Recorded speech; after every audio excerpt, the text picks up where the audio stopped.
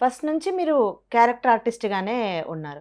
Heroine అవ్వాలని మీరు ఎప్పుడు అనుకోలేదా? అంటే అవకాశం వచ్చిన వాటితో వెళ్ళిపోయారా? ట్రై చేయలేదా? అసలు అనుకోలేదా? అంటే వచ్చినాయండి, హీరోయిన్‌గా వచ్చినాయి క్యారెక్టర్స్ నాకు. ఆ! అంటే మ్యారేజ్ అయిందని తెలుసు అంటే తెలుసు, మా పక్కన ఆయన ఉన్నారు అన్నప్పుడు తెలుస్తది గదా! తెలుస్తుంది కదా! ఆ! అంటే ఎక్కడికెళ్ళినా తను ఆ! తీసుకెళ్ళేవారు. హీరోయిన్‌గా వచ్చినాయి అవకాశాలు.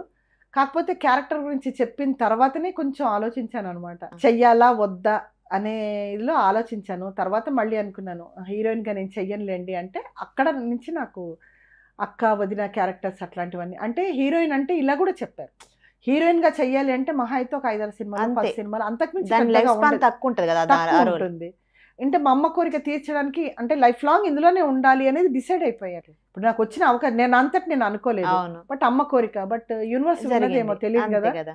సో, ఆవిడ సంకల్పంతోటి నేను ఇలా ఇండస్ట్రీకొచ్చాను కాబట్టి. కాబట్టి మీరు బట్ నేను ఎంత కాలమైనా సరే ముసలి క్యారెక్టర్లు, బామ్మ క్యారెక్టర్లు, ఇంకా ఇంకా బామ్మ క్యారెక్టర్‌లు గూడా ఇలాగే చేయాలి. చేస్తూ ఉండాలని అలా అనుకున్నా. ఫిక్స్ అయిపోయి ఇది చేశాననమాట. మీ సో, డ్రీమ్ రోల్ ఉందా అండి ఏదైనా ఇంకా? అంటే చేయాలనుకున్నది అంటే అట్లాంటిదేదన్నా? మన డ్రీమ్ రోల్స్ కంటే గూడా మనం ఏదైనా క్యారెక్టర్ చేస్తే జనాలు మనల్ని ఎలా రిసీవ్ చేసుకుంటారు ఓహ్! అనేదాన్ని, మనకి పేరొచ్చే క్యారెక్టర్ అనేది ఆహాహా! అలా మంచి మంచి క్యారెక్టర్‌లయితే చెయ్యాలని ఉంది.